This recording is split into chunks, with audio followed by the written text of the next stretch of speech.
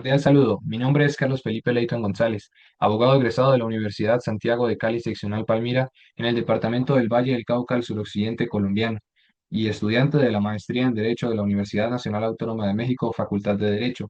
Mi contacto es felipeleygonzalez@gmail.com.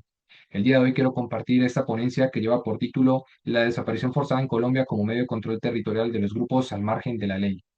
La desaparición forzada en Colombia ha sido realizada con diversas finalidades, esto en atención al contexto temporal en el que la misma ha irrumpido. De ahí que sea necesario proporcionar entonces una definición de la desaparición forzada, analizar brevemente las etapas que se han logrado identificar en cuanto a la comisión de este delito en Colombia se refiere y las finalidades que subyacen a la materialización de la desaparición forzada. Con respecto al concepto de desaparición forzada, el Centro Nacional de Memoria Histórica proporciona tres elementos que, si están presentes, podemos entonces hablar de la actualización de esta conducta punible. Estos tres elementos son la privación de la libertad de la víctima, la sustracción de esta del amparo legal y el ocultamiento de información sobre el paradero de la víctima o la persona que efectivamente sobre la que recae la desaparición forzada. Entre otras cosas, estos tres elementos permiten incluso diferenciar a la desaparición forzada de un delito como por ejemplo el de secuestro, que puede ser considerado un medio para un fin.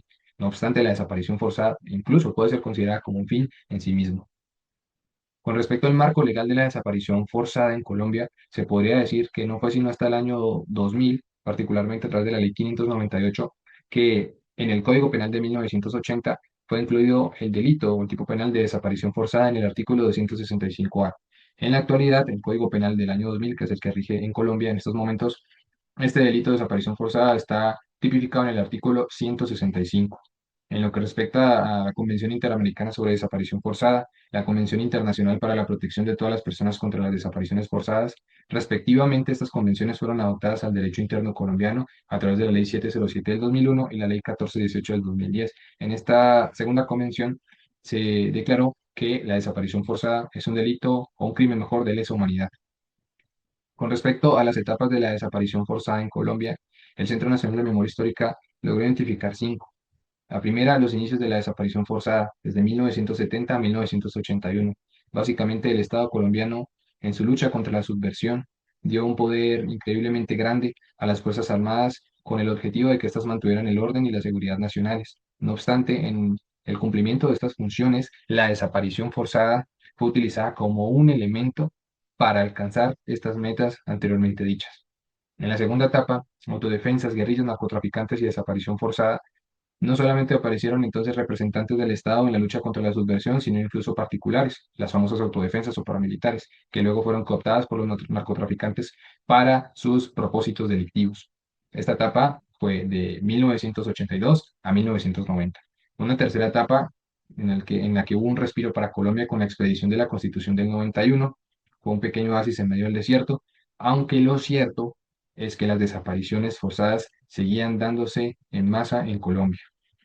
No obstante, la desaparición forzada entre 1996 y 2005 fue muy grande en comparación con las tres etapas anteriores, o mejor, eh, su comisión o su ocurrencia fue mucho mayor comparada a las tres etapas ya mencionadas. De hecho, las Autodefensas Unidas de Colombia hicieron de la desaparición forzada una directriz en su lucha armada o una de sus banderas para sembrar el terror y combatir al Estado y a otros grupos también efectivamente alzados en armas. La última etapa, identificada del año 2006 al 2015, la desaparición forzada no deja de ser. Incluye un elemento bastante particular, bastante doloroso, por cierto, y es el elemento de las ejecuciones extrajudiciales o los falsos positivos. Básicamente, civiles eran desaparecidos, asesinados y luego pasados por guerrilleros, por bajas guerrilleras en combate. Estas cinco etapas de la desaparición forzada, como ya se mencionó, fueron propuestas por el Centro Nacional de Memoria Histórica. De estas cinco etapas pueden desprenderse tres finalidades de la desaparición forzada en Colombia. Primero veamos estas dos. La desaparición forzada y la regulación del comportamiento, básicamente la represión de todo comportamiento o idea considerada subversiva o indeseable.